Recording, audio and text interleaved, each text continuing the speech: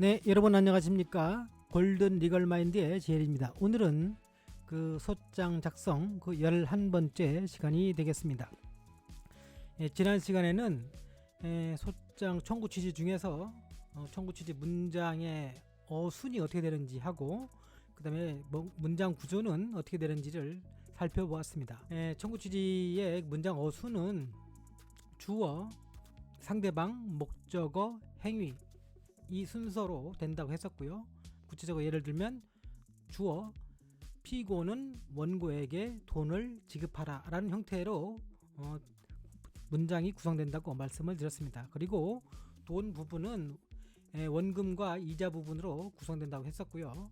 그래서 그 이자 부분에는 수식어가 붙기 때문에 그 1차 이자, 2차 이자가 나올 수도 있다고 말씀드렸었고요. 보통 이제 약정하게 되면 약정이자 부분이 1차 이자로 많이 들어가는데 그 약정이자가 없다 하더라도 이자가 인정될 수 있는데 그것은 법정이자가 인정될 수 있다고 했었고요.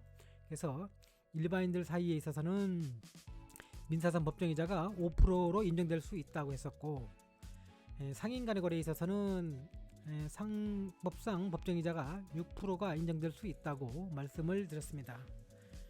그리고 그 약정이자가 없이 그 법정이자가 인정되는 부분은 변제기가 도래한 다음에 인정될 수 있다는 그런 말씀을 드렸습니다. 오늘은 그 말씀들에 연이어서 상인 간에 있어서 그 특별히 연 6%를 청구할 수 있는 그 근거 규정하고 그리고 그와 관련된 판례가 있어서 판례를 소개해 본다고 했었습니다. 그래서 오늘 그 소개를 하려고 합니다. 상인 간에 대해서는 별도의 특별 규정이 있습니다. 그래서 상인의 경우는 별도의 이자 약정이 없다고 하더라도 상법 제55조 2차 1항 규정에 의거해서 상인이 그 영업에 관하여 금전을 대여한 경우에는 연 6%의 법정이자를 청구할 수가 있습니다. 그래서 상법 제55조를 읽어보면요. 제목은 법정이자 청구권이라고 되어 있고 그 1항을 보면 상인이 그 영업에 관하여 금전을 대여한 경우에는 법정이자를 청구할 수 있다라고 되어 있습니다. 그래서 이것이 관련 규정이 되고 있고요. 그리고 여기서 법정이자는 6%를 연 6%를 말하는 것이다라고 하는 것이죠. 그래서 이와 관련된 그 판례가 있어서 판례는 대법원 2006다 7307이 판결인데요. 이를 소개하면 다음과 같습니다.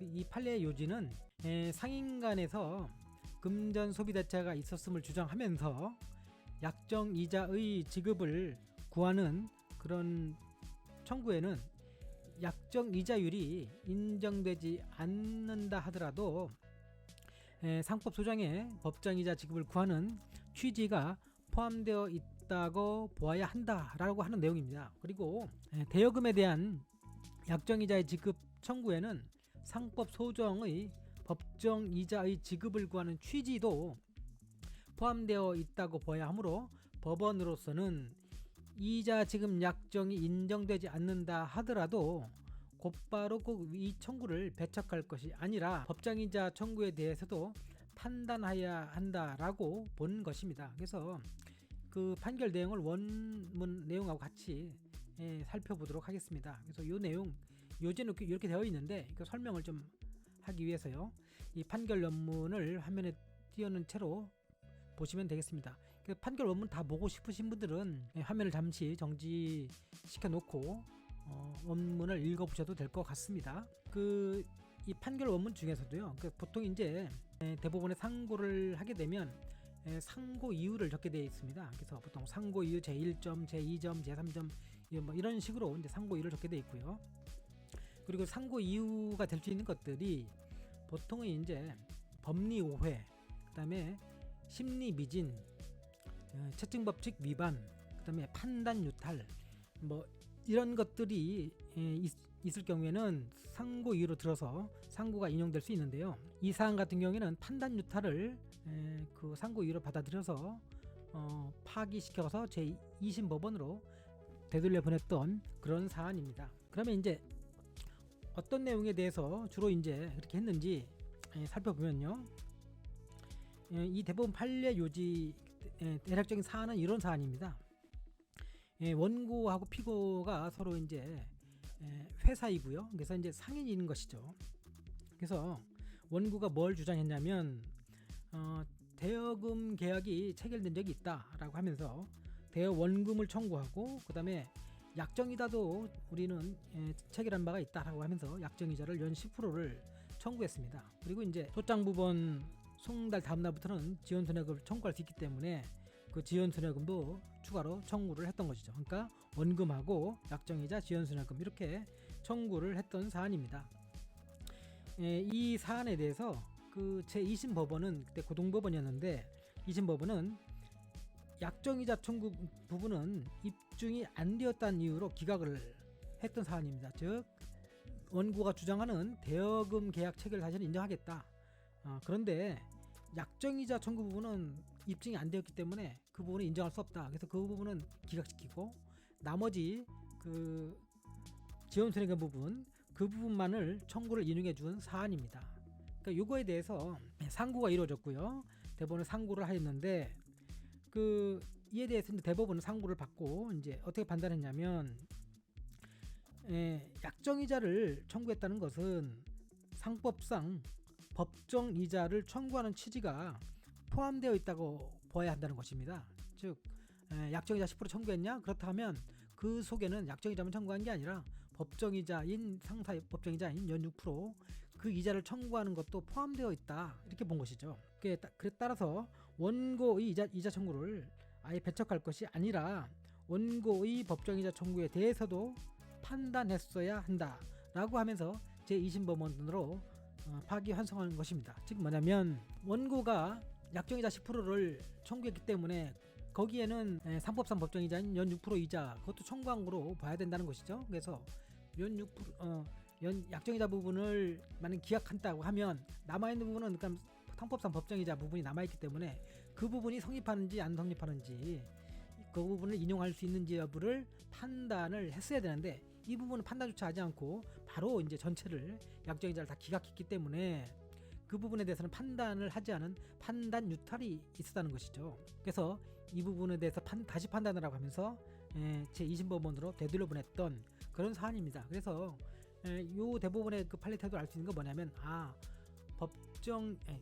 약정이자를 서로 간에 정하지 않았다 하더라도 사인 간에 있어서는 법정이자인 연 6% 이자가 인정된다 하는 것을 알 수 있었던 그런 사안입니다. 그래서 내용을 좀 더 자세히 한번 읽어보도록 하겠습니다. 상고 이후 이 판결 원문 중에서 상고 이후 제3점 부분을 한번 읽어보고 지금 설명드린 것이 맞는지 한번 보시도록 하시죠. 상고 이후 제3점에 대해서 볼까요?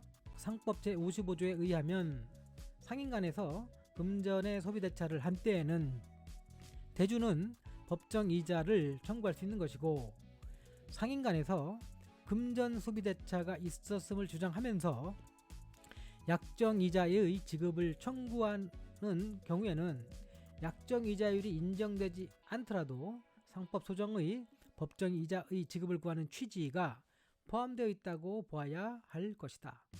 즉 그렇다는 얘기죠. 그래서 원심 판결 이유에 의하면 원심은 회사인 원고가 즉 상인이라는 얘기죠.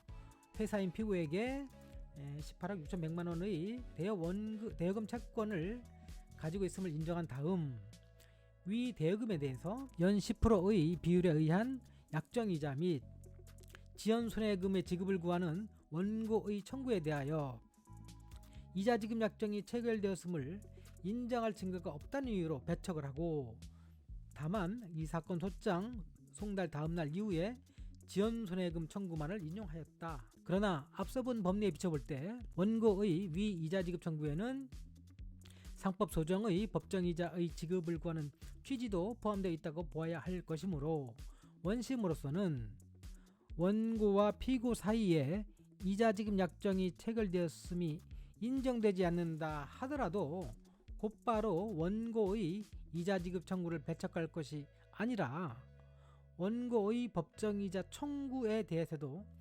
판단하였어야 할 것이다.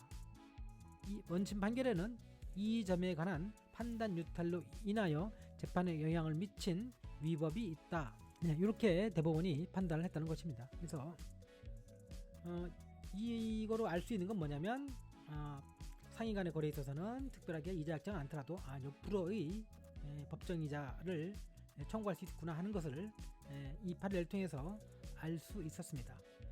그래서 오늘은 여기까지 하겠는데요. 다음 시간에는 그 청구 취지 중에 소송 비용 부담 부분 내용하고 그 다음에 가집행 선고를 청구하는 부분하고 이 내용에 대해서 설명을 드리도록 하겠습니다. 그리고 시간이 좀 더 된다면 청구 원인 부분에 대해서도 설명을 더 드리도록 하겠습니다.